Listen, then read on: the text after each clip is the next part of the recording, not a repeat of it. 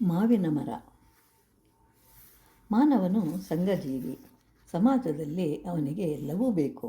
ಒಂದು ಮನೆ ಅಂತಂದಾಗ ಗಂಡ, ಹೆಂಡತಿ, ಮಕ್ಕಳು, ಸ್ನೇಹಿತರು, ಬಂಧುಗಳು ಹಾಗೂ ತಿಳಿದಿರುವವರು ಎಲ್ಲರೊಂದಿಗೂ ಹೊಂದಿಕೊಂಡು ಸಹಬಾಳ್ವೆ ನಡೆಸುತ್ತಾನೆ.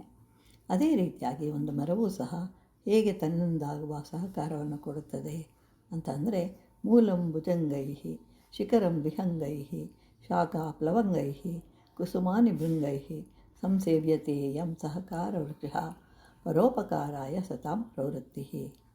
ಸಾಮಾನ್ಯವಾಗಿ ಮಾನವರು ಏನಾದರೂ ಸ್ವಲ್ಪ ಸಹಾಯ ಮಾಡಿದರೆ ಸಾಕು, ಏನೋ ತುಂಬ ಉಪಕಾರ ಮಾಡಿದಂತೆ ಭಾವಿಸುತ್ತೇವೆ. ಆದರೆ ನಾವು ತಿಳಿದುಕೊಳ್ಳಬೇಕಾಗಿರುವುದು ಬೇಕಾದಷ್ಟಿದೆ. ಒಂದು ಮಾವಿನ ಮರ ಎಷ್ಟೊಂದು ಜೀವಿಗಳಿಗೆ ಆಧಾರವಾಗಿದೆ ಅಂತ ತಿಳಿದರೆ ಆಶ್ಚರ್ಯವಾಗುತ್ತದೆ. ಮಾವಿಗೆ ಇನ್ನೊಂದು ಹೆಸರು ಸಹಕಾರ. ಒಂದು ಕಡೆ ಇರುವ ಮರ ಇಷ್ಟು ಉತ್ತಮವಾದರೆ ಮಾತನಾಡಲು ಬರುವ, ಆಲೋಚಿಸುವ, ಓಡಾಡುವ ಮಾನವ ಇನ್ನೆಷ್ಟು ಮಾಡಬಹುದು ಅಂತ ಅನಿಸುತ್ತೆ. ಮೂಲಂ ಭುಜಂಗೈಹಿ ಎಂದಿದ್ದಾರೆ. ಮೂಲಂ ಅಂತಂದರೆ ಮಾವಿನ ಮರದ ಬೇರುಗಳು, ಭುಜಂಗೈಹಿ ಅಂತಂದರೆ ಹಾವುಗಳು. ಅಂದರೆ ಮಾವಿನ ಮರದ ಬೇರುಗಳ ಬಳಿಯಲ್ಲಿ ಹಾವುಗಳು ವಾಸ ಮಾಡುತ್ತೆ. ಅಂದರೆ ಮಾವಿನ ಮರದ ಬೇರುಗಳು ಹಾವುಗಳಿಗೆ ಆವಾಸ ಸ್ಥಾನವಾಗಿದೆ. ಶಿಖರಂ ವಿಹಂಗೈಹಿ ಅಂದರೆ ಮಾವಿನ ಮರದ ತುದಿಗಳಲ್ಲಿ ಪಕ್ಷಿಗಳು ಕುಳಿತುಕೊಳ್ಳಲು ಆಧಾರವಾಗಿದೆ.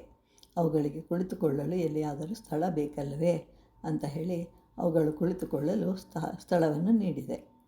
ಶಾಖಾ ಪ್ಲವಂಗೈಹಿ ಅಂತಂದರೆ ಅದರ ಕೊಂಬೆಗಳ ಮೇಲೆ ಕೋತಿಗಳು ಕುಳಿತುಕೊಳ್ಳಲು, ಕೊಂಬೆಯಿಂದ ಕೊಂಬೆಗೆ ಹಾರಲು ಅನುಕೂಲವಾಗುವಂತೆ ಇರುವುದರಿಂದ ಅವುಗಳಿಗೂ ಅವಕಾಶ ಇದೆ.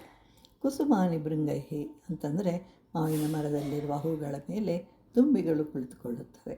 ಅದನ್ನೂ ಸಹ ಬೇಡ ಎನ್ನಲಿಲ್ಲ ಆ ಮರ.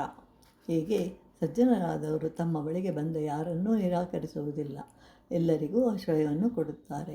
ಅಷ್ಟೇ ಅಲ್ಲದೆ ತಮ್ಮ ಕೈಯಲ್ಲಾದ ಪರೋಪಕಾರವನ್ನೇ ಮಾಡುತ್ತಾರೆ.